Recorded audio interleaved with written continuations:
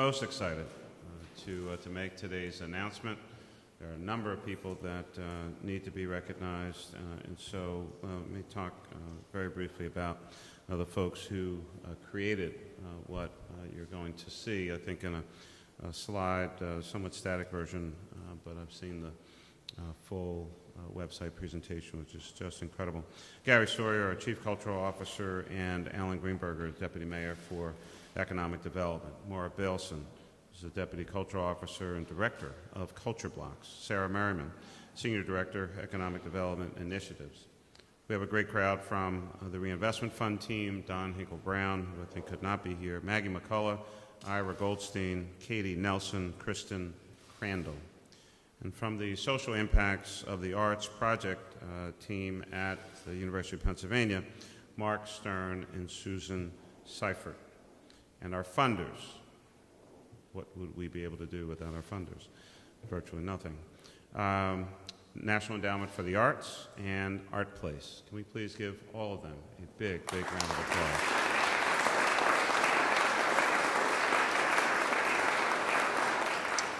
And so today, I'm very, very excited to officially launch a new website here in the city. It's called Cultureblocks.com. Cultureblocks is a free mapping tool that supports people making decisions about placemaking, creativity, and culture in Philadelphia. This tool is about economic development in the art and culture sectors in our city. It will help businesses and organizations revitalize their neighborhoods, but it's also a great tool for just individuals as well. From a long list of thank yous that I made earlier, you can see that the tool was created by a true team of private and public partners. Increasingly, that's how we get things done here in Philadelphia. And what they have accomplished, the Cultureblocks tool, is an example of the intersection of art, and technology, and economic development. Cultureblocks visibly demonstrates how those three seemingly disparate sectors converge to create a great, vibrant city.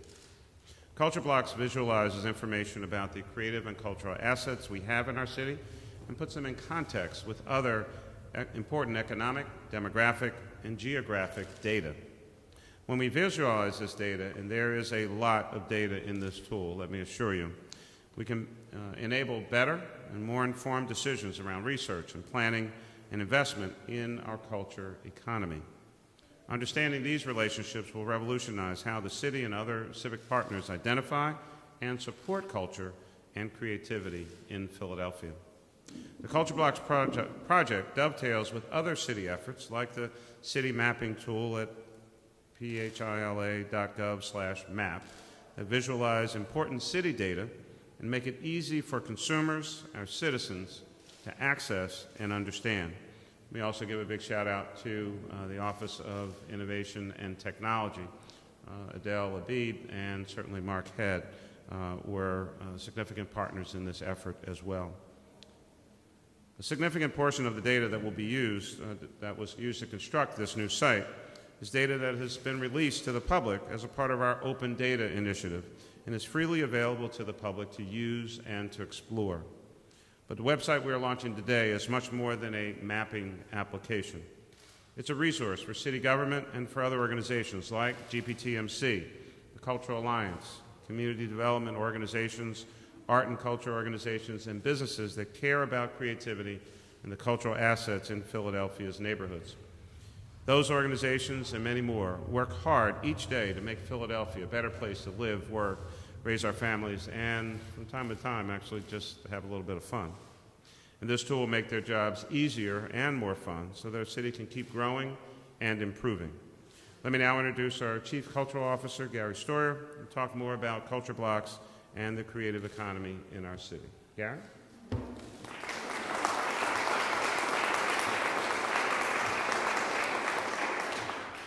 Thanks, Mayor. I first want to give the mayor credit for sparking this whole project with a question. He came back from a typical weekend in Philadelphia for him of attending lots of different events, many of which were cultural in neighborhoods throughout the city. And he asked a question of myself and Alan Greenberger, do we know where all this stuff is happening? Is it on a map? Is the data all in one place? And the answer was, well, the data's out there. It's not necessarily all in one place. We can't really show it to you on a map.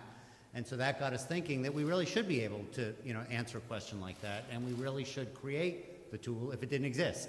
And so that began a long process, about a 3-year-long process that has led to today. The mayor's already thanked all the folks that need to be thanked. I just want to personally give a special shout out to my staff, and particularly Maura Balson, because she really kind of led the charge, I think, on this project from the beginning, and deserves a special thanks. So I'd like a round of applause.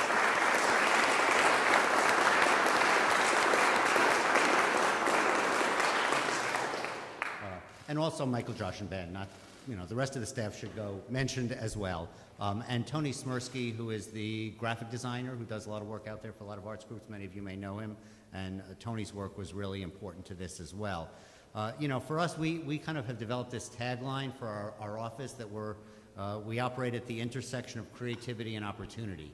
And for us, this tool and what it can do is really representative of our mission as an office, what the mayor set up this office to try and do. And also the idea of looking not just at the nonprofit arts sector, but at the arts ecosystem, the creativity ecosystem that includes for-profit businesses, nonprofit arts businesses, and individual artists, creators, entrepreneurs. And there's also, in Philadelphia, I think, this strong intersection between our startup sector, our technology sector, our science sector, and our arts sector. And I think this tool also, I think, really kind of philosophically brings those together into one place. The basic goals for this tool are really to understand the impact of the arts on neighborhoods and help colleagues in other sectors understand the influence of the arts on economic and neighborhood development. It's going to drive future private and public investment decisions and new policies and funding streams. I mean, there's an internal goal for the city that's part of this as well. We are going to use this tool ourselves in how we develop policy, so that policy is really informed by data. Some examples of how this might be used is arts organizations and creative businesses might use it if looking to relocate their business to a new neighborhood, or relocate to Philadelphia from somewhere else, as increasingly many creative businesses are. Funders may use it to evaluate their grant making and see where there's a particular need or a gap in a particular neighborhood. Individual arts organizations or creative businesses may use it to help them better understand, for example, the neighborhood that they're in and their local constituency. Urban planners and CDCs we see as being very important users for this. And also, of course, researchers and students. One of our sort of key partners on this, as was noted, is the Social Impact of the Arts Project at Penn. And this is going to be a very rich research tool for them, but because it's open source, it's available to any researcher, any academic, any graduate student who could use access to this data. So we see over time a really rich outflow of new research that's going to come out of this, that's going to really not just help Philadelphia, but really be of interest to the whole nation. And this tool, frankly, is really unique in the country. There is nothing like this anywhere else. So this is another example of an area where Philadelphia is really leading the way for the nation as a whole. So we're really very excited about this. I want to also note, and Mark Head right here, that this is also a great example of internal cooperation within the city and sort of an outgrowth of the city's open data policy. So that has really helped further the development of this tool in terms of getting access internally to all the city data that's built into this tool. And it's not just city data, it's a mix of city data and data that's acquired from other entities that are already gathering the data. To make this as robust and sustainable as possible, we didn't really want to build it on on primary data. So for the most part, we weren't out there gathering data. All the data sets that are in here is stuff that somebody else is already gathering on a regular basis and therefore is responsible for updating and maintaining. So hopefully this is something that will remain up to date. And as it gets used, we were just talking about this with the mayor, we're sure we'll find there are groups that will go, but I'm not on that list, and I should be on that list. And over time, the data will get more and more accurate and better because groups will realize that they perhaps were not captured in a particular database, and we'll fix that. And with that, I want to continue the program and introduce Maggie McCullough from Policy Map at the Reinvestment Fund. Maggie.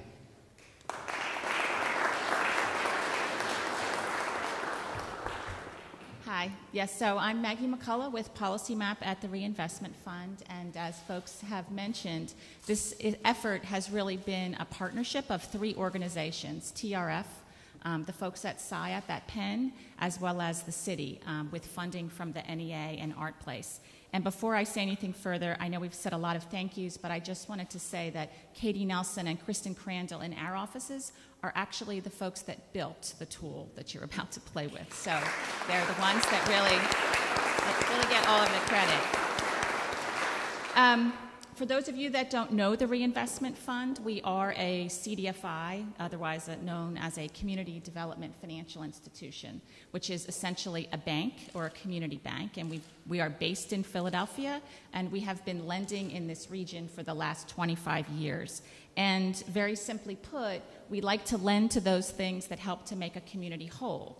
So historically, that has meant we've done a lot of lending in the world of affordable housing, charter schools, grocery stores. We've just started now to do some lending to healthcare centers, daycare centers, but the arts fits into this category as well. And we actually estimate that over 5%, or about $60 million of our total portfolio, is invested in the creative industry. So those things include lending to artist workspaces, artist housing projects, artists and entrepreneurs, performance spaces, public art projects, and so on. And at the Reinvestment Fund, with every investment that we make, we're always trying to think about, after we make the investment, what impact did this really have on the neighborhood? What was its economic development impact, or what was the impact that it had on the social fabric of a community? And we also like to think about what we've learned, where we should be making investments next. So data has always been very important to us. So this project is a good combination of both, in TRF's world, thinking about investments and the data that you use to both evaluate an investment and think about where you're going to make future investments. So the mapping tool, Cultureblocks.com, it's just the first part of a multi-phase project. There's other pieces of research that are going to be coming out over the year, mostly driven by the folks at SIAP. The tool that you're going to be able to play with now, it's live, is basically an inventory of all the data that we could get our hands on. All of the cultural resources that exist in the city are now in a map on one place. And it's not just information about those resources, those points on a map, but it's information about the communities in which they sit. So it's basic demographic data that you get from census, but it's also how close is it to public transit? Where are the parks located? What's the land use look like? Are there commercial corridors nearby? And it's the layering of those different pieces of information on top of one another in culture blocks that can give you a really nice, holistic picture of a community. So as I mentioned, over the rest of the year, there's more data that's going to come out. Some of the unique data that's in the tool now that's come out of SIAP has to do with where there are locations of emerging cultural resources. So these are not traditional resources that have their 501c3 from the IRS, but this is an emerging category. It's unique to Philadelphia. It's unique data that you'll find in this tool. Same thing with where you might find concentrations of artists' residents. That kind of unique data is available in the tool. And there will be more of that coming this year. We hope that what's available in the tool now, though, allows you to begin to explore neighborhoods, councilmanic districts, school catchment areas, zip codes, wherever it is that you are looking to get more information about, and it can begin to help organizations make more informed decisions. Lastly, when we got this grant from the NEA with the city and SIAP, we looked to Policy Map to build culture blocks. Policy Map is an online platform that the Reinvestment Fund runs. It helps us think about where we make our investment decisions. And so it was a natural fit for when we wanted to build culture blocks because the premise is the same. So we hope that it's data rich, simple. We hope that it works consistently, which is like a really novel idea, I know. And we hope, most importantly, that it is really useful to the very people that we built it for. So with that, Mara Levitz is going to speak next.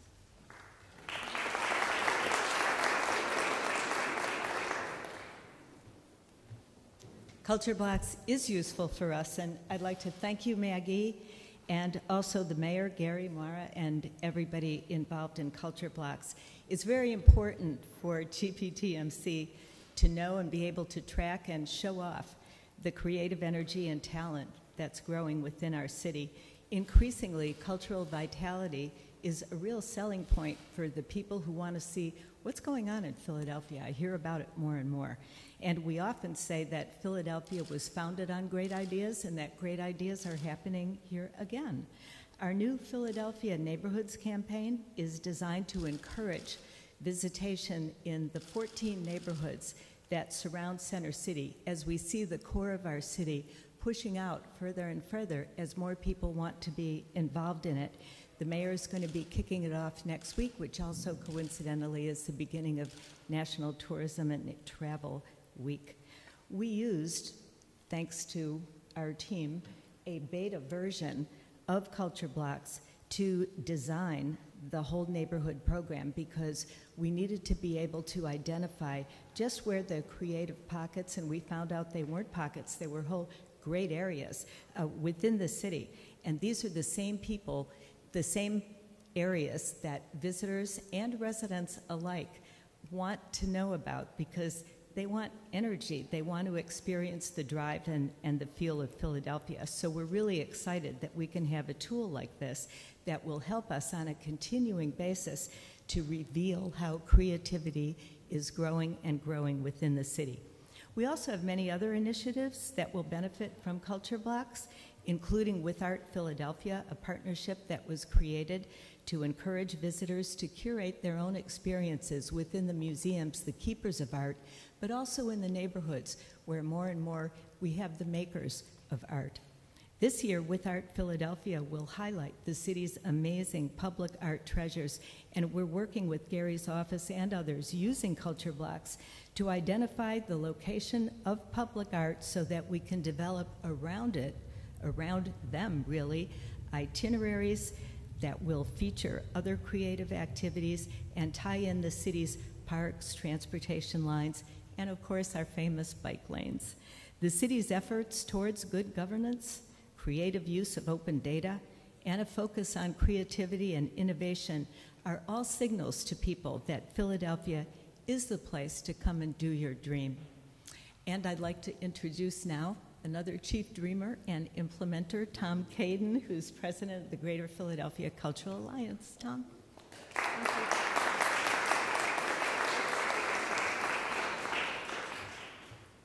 Good, thanks, Meryl, and again, thank you all for being here. The Cultural Alliance is an organization of over 400 cultural organizations in this region that really are a tremendous asset to what makes Philadelphia unique. For them, at the Cultural Alliance, we essentially do three things. We provide research and policy, we do umbrella marketing, and we provide member services. So what the Cultureblocks program means to us is really an asset that enables us to do all three of those things better. When we talk about data, as we make the case for arts and culture, the data that comes out of this tool will enable us to really show the relationship between culture and neighborhoods. In terms of community engagement, as Meryl alluded to, obviously neighborhoods are one of the things that sets Philadelphia apart. We really want to make sure that we can uncover what's going on at the neighborhood level. And as we do more with our groundswell community engagement work, Cultureblocks will be a really key tool to that in reaching deeper into the neighborhoods.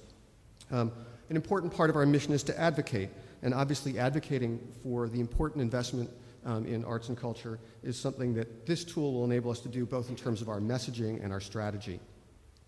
I mentioned that we're also a service organization. So we think a lot about organizational capacity so that cultural organizations can do more with the scarce resources that they have, making smarter decisions. And obviously, this tool will enable us to do that. And at the Cultural Alliance, we have a philosophy that data is plentiful, but insight is harder. And so one of the things that we think that we'll be able to do with this really great platform is interpret the data, draw implications from it, and then yield insights for organizations to be able to use those resources more effectively. So having a tool like Cultureblocks as a foundation for that work is really critical to our work at the Cultural Alliance around insight and implications. Obviously, we also want to see cultural participation grow in this region. And so one of the things that we'll be able to do is launch our new demand mapping program with 8 organizations this year. With demand mapping, we'll be able to use Cultureblocks as a tool to identify both opportunities where there's lots of things going on in neighborhoods, but also gaps. And so with this tool, we'll be able to sort of uncover those areas both of growth and of gaps. Gary mentioned earlier that one of the things that we think is kind of cool is that this is a free tool for this sector. Again, we think we may be the first sector to sort of have a sector-wide tool that's available to everyone for free, so we're very excited about that. And finally, obviously, we're thrilled to see the partnership that is happening between government, the private sector, and the nonprofit sector. And really, this program, I think, is emblematic of that. Clearly, as we sort of think about how we're going to move forward as a community, we know that arts and culture is one of the pillars on which that growth will occur. We know that we can't cut our way to prosperity, that ultimately we have to grow the tax base, and we know that arts and culture is one of the ways that we can do that. So strategic investments, like the one that's happening in Cultureblocks, will enable us to advance that growth, to grow educational quality, expand economic opportunity, strengthen our neighborhoods, and improve our quality of life. So again, thank you very much for making this tool available to us. And now, to actually see the tool, I'd like to introduce Deputy Cultural Officer Maura Belson.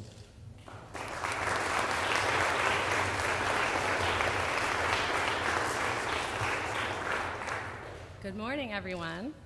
First, I'd just like to say that it's been an absolute pleasure for me professionally to work with the Reinvestment Fund and Social Impact of the Arts Project at the University of Pennsylvania. They are the smartest people that I know in Philadelphia, and the last 3 years has been a tremendous partnership.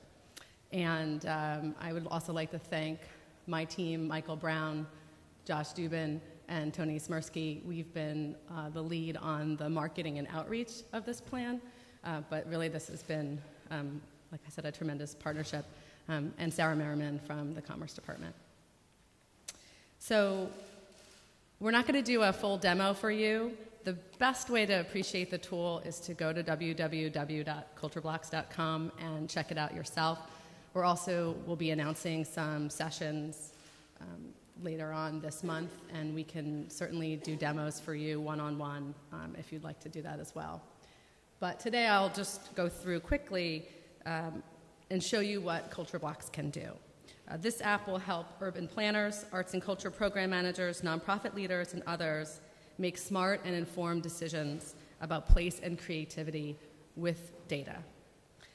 We will give you access to over 50 data sets on cultural assets, cultural activity, arts investments, economic investments and designations, other cultural resources, and city resources such as parks, recreation centers, libraries, bike racks, transportation lines, and more. You will be able to pull up point-level data on the map, and for each data set, we have additional filtered information. For example, for cultural organizations, we have the year it was founded, the budget size, and the organization type. You can load multiple data sets at a time, and you can get details by clicking on each point. All of the data is searchable, printable, and downloadable to PDF or Excel. For the bulk of the data sets, we also have aggregated the data down to the block group level so that you can see where the concentrations of cultural activities are. On the screen, we are looking at cultural participation per 1,000 households. The darkest blue represents the highest level and lightest blue the lowest level. This is a map of where people live who are buying tickets for arts and culture events in Philadelphia. This was collected by the Greater Philadelphia Cultural Alliance's List Co-op, a database of over 130 arts organizations. With the layer data, we're also able to see where artists live, where cultural organizations are clustered, where creative businesses are clustered, and we can also see proximity to public transit, the city's zoning and land use data. Additionally, we can look at demographic data from the census, including income, race and ethnicity, education level, and population. You can print, save, and publish these maps for your own use. For any neighborhood, zip code, planning district, school catchment, or council district, you can download a comprehensive report that gives you an overview of cultural assets, resources, neighborhood resources, and demographics for any area in the city. You can also draw your own area or specify a location on the map and create a radius around that area. You can use the match feature to help you identify that an area or areas that meet your needs, whether you're looking to relocate your business or organization, looking to identify neighborhoods and partners for a program or marketing effort, or looking for areas to target a new initiative. You can choose up to 3 criteria to define your search. Once chosen, the areas that meet your criteria will show up as blue on the map. For example, we chose areas that had a high level of cultural participation, a high number of resident artists, and an area that was ethnically diverse. You can click on each area and it will give you details on how it met your criteria. On the left, you can fine-tune your search criteria, and now that you've found your area and it fits your criteria, you also have access to all of the point-level data in the Explore feature. From here, you can also generate a profile report for your specific block group by clicking Get Profile, or by clicking the map and generating a radius around that point. So these are just some of the ways that you can use the tool, but what you can learn about creativity and place in Philadelphia is truly limitless. I think at this point everyone knows that this is a great partnership between many organizations. This is a free web tool that many of you in the room have helped us to develop. The web tool will be managed out of the Office of Arts, Culture, and the Creative Economy, so if you'd like to learn more about the tool, we are your point of contact, and you can join us for one of our outreach sessions. Our website will also have a rich FAQ, tutorials, case studies. Please check it out. People are already sharing with us how they're using the tool on our website, and we're hoping to create a real community where we can share information with each other on the website. We also have a help desk.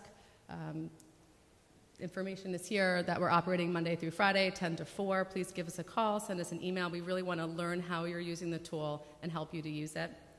We'll have a brief Q&A after this, and for members of the press who want to learn a little bit more about the tool, we have a demo in room 225 after this as well.